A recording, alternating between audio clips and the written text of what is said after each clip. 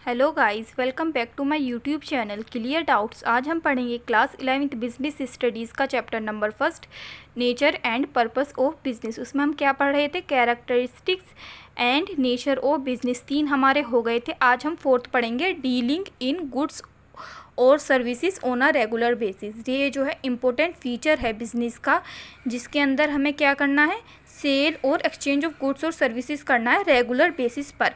ठीक है, बाइंग और सेलिंग गुड्स और सर्विसेज वंस और twice is not a business. अगर हम एक बार खरीद रहे हैं, बेच रहे हैं गुड्स और सर्विसेज को, तो वो बिजनेस नहीं कहलाया जाएगा। One single transaction of sale does not constitute a business. एक सिंगल ट्रांजैक्शन ऑफ सेल जो है बिजनेस नहीं बनाता है। फॉर एग्जांपल हम क्या लिख सकते हैं? If a person sell his house, एक पर्सन जो है अपना घर बेच रहा है, to buy a new business, नया बिजनेस खरीदने के लिए, he is not doing a business, वो जो है बिजनेस नहीं कर रहा है।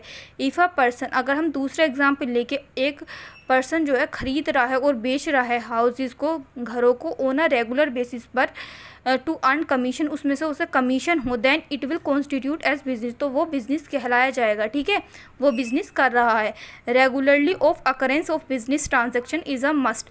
अब क्या है? रेगुलरली होना चाहिए बिजनेस ट्रांजेक्शन, वो ज़रूरी है अगर हमें बिजनेस कर रहे हैं तो। ठीक है, 5th हमारा अर्निंग प्रॉफिट।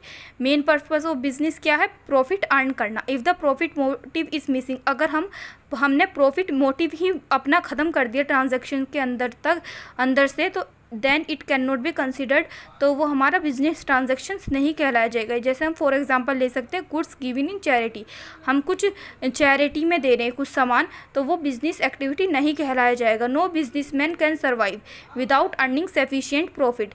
कोई भी बिजनेसमैन जो है सर्वाइव नहीं कर सकता बिजनेस एनवायरनमेंट में जब तक वो अर्निंग, मतलब सफिशिएंट अर्निंग प्रॉफिट ना कर सके। ठीक है, 6th हमारा अनसर्टेनिटी ऑफ रिटर्न या फिर रिस्क। अनादर फीचर है ये बिजनेस का। In the presence of risk factor जो है होता ही है हमेशा बिजनेस के अंदर in the transaction.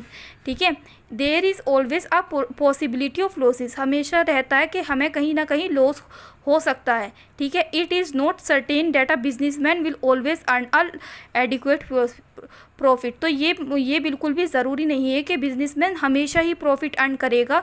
As market conditions के ऊपर डिपेंड करता है कि कस्टमर का टेस्ट जो है वो चेंज होता है। ठीक है, देयर में भी स्ट्राइक इन बिजनेसमैन की फैक्ट्री में ही स्ट्राइक हो सकती है। All this can lead to, ये किस तरफ ले जाते हैं? बिजनेस को लॉस की तरफ ले जाते हैं। So the business transaction there is always an element of risk involve, तो बिजनेस ट्रांजेक्शन के अंदर रिस्क इन्वॉल्व एलिमेंट रहता ही है। Thank you so much guys, आज के लिए इतना ही। नेक्स्ट वीडियो के लिए मेरे चैनल क्लियर डाउट को सब्सक्राइब करना ना भूलें, लाइक करना ना भूलें। Thank you so much।